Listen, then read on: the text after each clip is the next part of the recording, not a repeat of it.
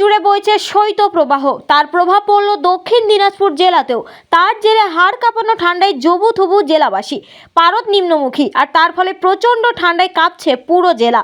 গতকাল থেকে আজ সকাল অবধি ঘন কুয়াশা এবং প্রচণ্ড ঠান্ডায় একেবারে ঘরে আটকে মানুষজন।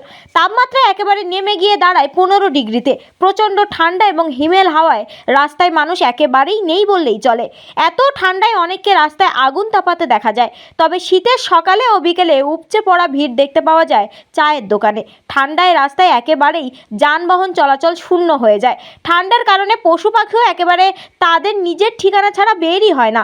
ঠান্ডায় কাঁপছে গোটা উত্তরবঙ্গ।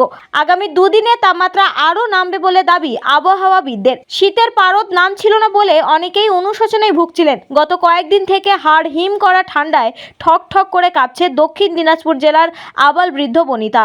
উত্তরবঙ্গ সহ দক্ষিণ দিনাজপুর জেলা জুড়েও চলছে তীব্র শৈত্যপ্রবাহ, যা বাড়তে পারে চলতি সপ্তাহে। ঠান্ডায় বেড়েছে গরম জামাকাপড় বিক্রি, পাশাপাশি বনভোজনের ধুম পড়েছে জেলা জুড়ে।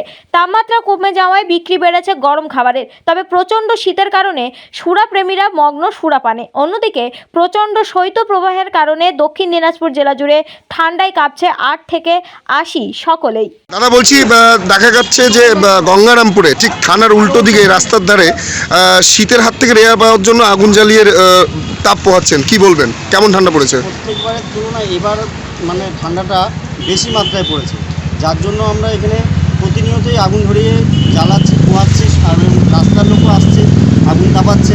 কাজ করছি, কাজ করেই আবার আগুন তাপাচ্ছি, কিছুক্ষণ কাজ করে নিয়ে তারপরে আবার আসছি।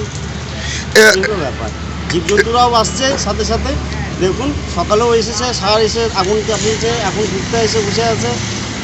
অন্যান্য বছরের থেকে অন্যান্য বছর তুলনায় কি এবার রেকর্ড ঠান্ডা পড়েছে জেলাতে? পরিমাণে ঠান্ডা পড়েছে, একদম হাড়কাঁপুনি ঠান্ডা। হাড়কাঁপুনি ঠান্ডা পড়েছে। পিকনিকের মরশুম চলছে, আপনারা কি পিকনিকটাও বুঝিয়ে করছি? আজকেও আমাদের পিকনিক আছে।